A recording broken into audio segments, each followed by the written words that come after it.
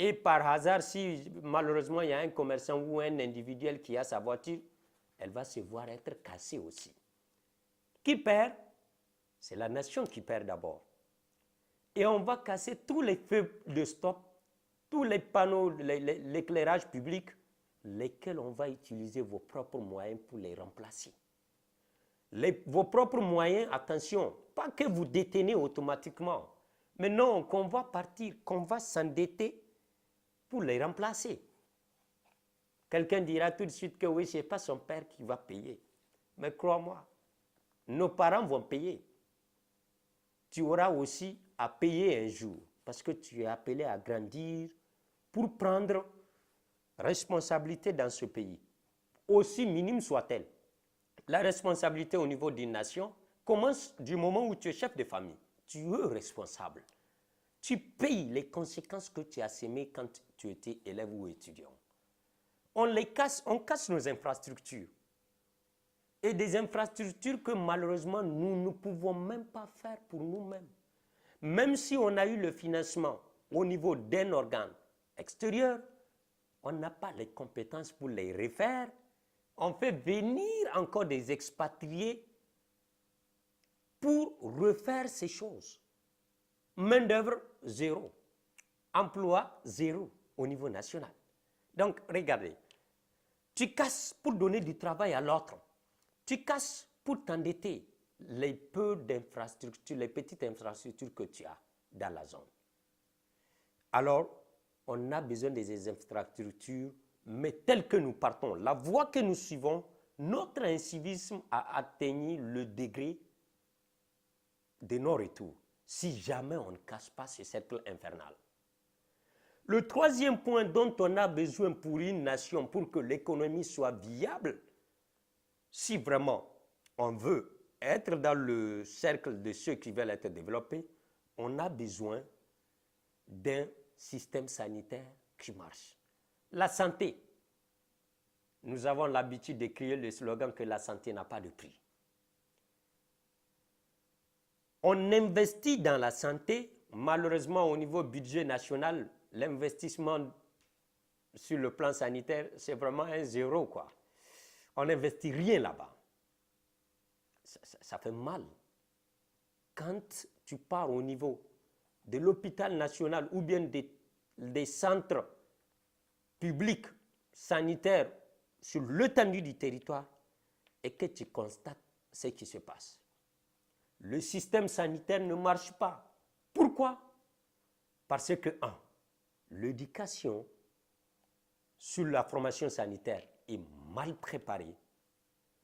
L'État aujourd'hui n'a pas le monopole de former les acteurs de la santé. Qui forme? C'est le privé. En économie, quand tu dis privé, tu n'as pas besoin de dire la recherche du profit. Ça devient une redondance. C'est la recherche du profit à tout prix. On s'en fout de ce que ça peut donner. Alors c'est le privé qui forme la majorité de ceux qui sont sur le marché. Parce que ce que l'État forme, ça prend du temps avant que ce ne soit opérationnel et que les besoins sont énormes. Alors le privé prend le devant. Le privé dit, hop, venez, en 3 ans, il faut aller. Mon ami, si tu as le malheur de tomber dans les mains d'un infirmier ou d'une infirmière dans la nuit, ceux qui se font la garde, tu es foutu. Il faut prier que tu sois en vie d'ici demain matin. Parce que l'injection qu'on peut te faire,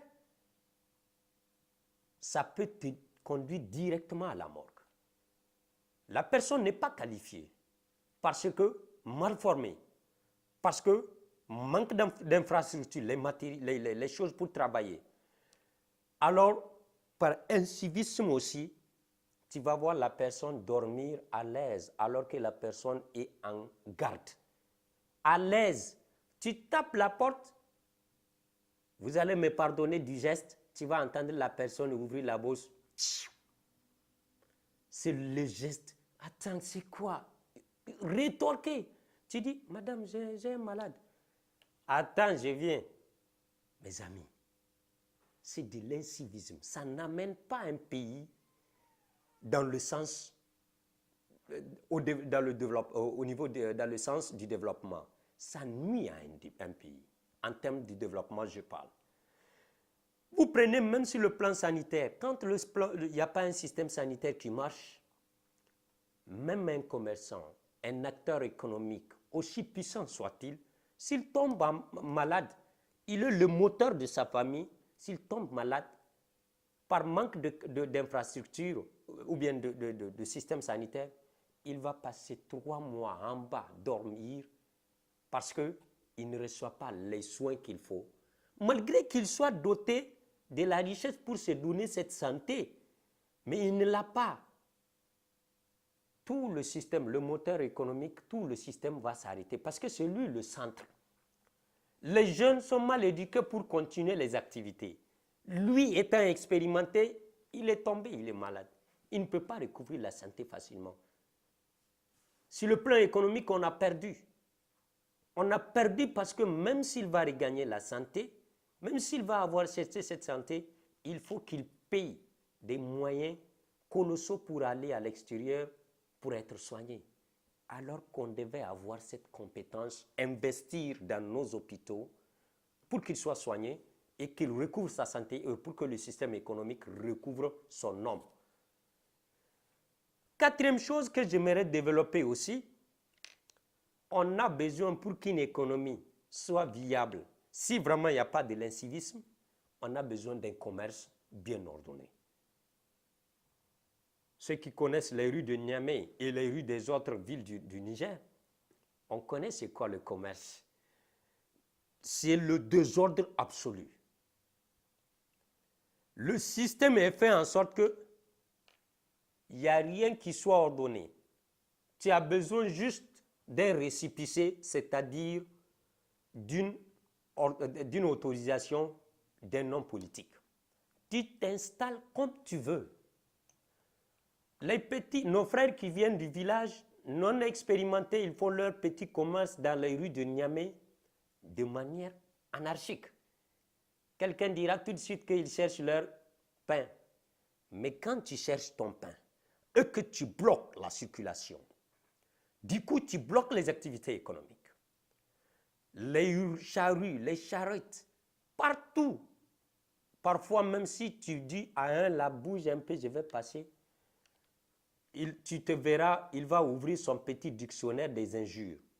Il va les plaquer sur toi et toi, tu vas continuer. Si tu as le temps, malheureusement par incivisme aussi, tu vas rester aussi, éructer les injures que tu as appris depuis l'école primaire jusqu'à là où tu es. Et c'est la bagarre.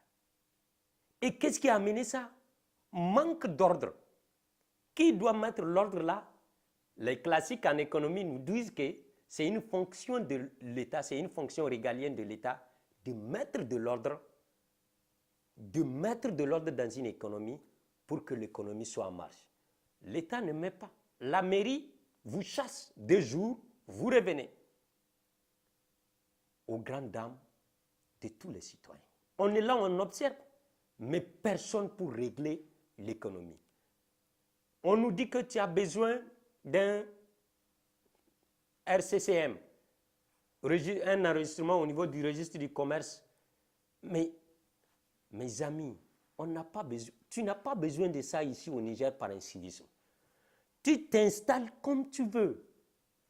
Et attention, l'incivisme maintenant au niveau de l'État, quand tu t'installes comme tu veux, quand on vient te taxer, si jamais on te surprend, on va te taxer de manière que tu ne peux pas te réveiller le lendemain.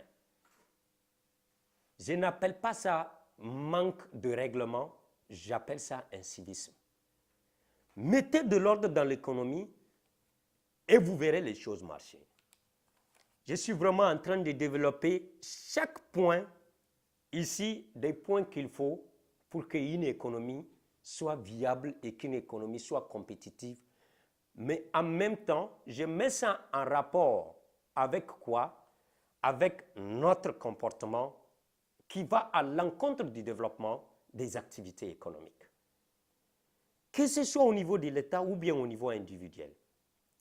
Alors, Un autre point que je vais développer rapidement, on reviendra sur les autres points, c'est la conformité. On demande à chaque citoyen d'être conforme. Tu vas voir,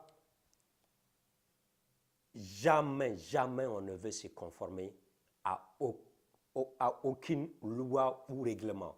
Pourquoi?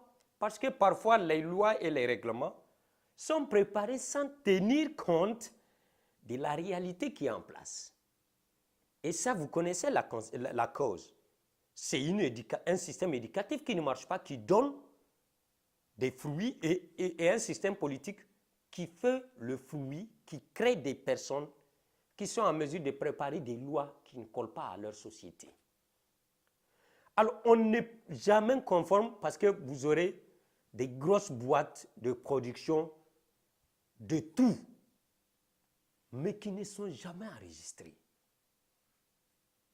Tu touches à ça, si tu es un maire de la place, tu touches à ça, toute la société est derrière toi pour t'insulter. Toute la société est derrière toi pour te chasser, disons, pour te faire perdre, pour te mettre les roues dans les bâtons dans les roues. Et tu ne peux pas te réveiller, le système va te chasser. Manque de conformité sérieuse par incivisme.